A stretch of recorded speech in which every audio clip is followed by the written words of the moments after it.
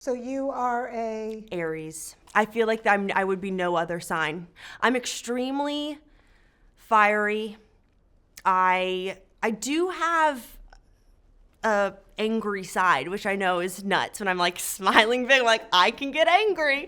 I guess it's the passion. It's the ram or yeah. I signed up to some newsletter, California Psychics, and so I get an email from them every day. But sometimes I feel like it's not great to read it because then it can ruin the juju. It's like, oh no, then I'm just trying to make this come true or make this not come true. And so I'm weary of it, but I do believe in it.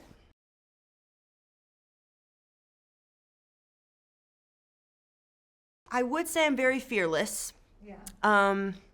Elevators used to scare me for a long time, but now I'm someone that's like, if it's my destiny to die this way or to, it's very morbid, horrible, but there is something inside me which I think probably scares my mother. I'm not afraid of planes. Like, if it goes down, or I don't want it to, but also I'm like, you know what?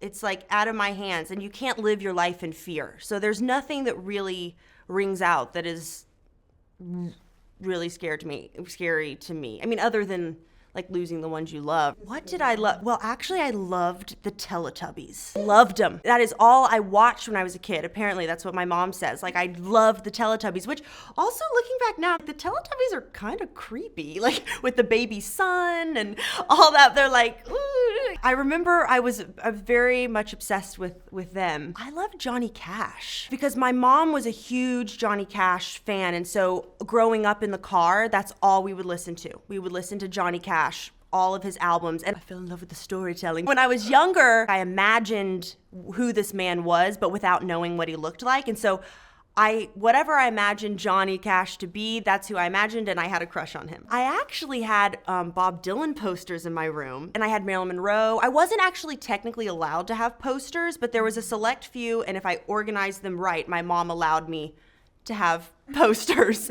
And there was like a bulletin board. I also wrote Bob Dylan on my hand every day for in middle school for, like the years of my life. I loved his music. It was from Cameron Crowe, actually, because on We Bought a Zoo, he introduced me to Bob Dylan, and I remember like every day going to set, I would listen to Buckets of Rain, and there's just great songs, and I become obsessed. Have you ever been starstruck? I definitely have been. I mean, it probably was in front of you. Yeah.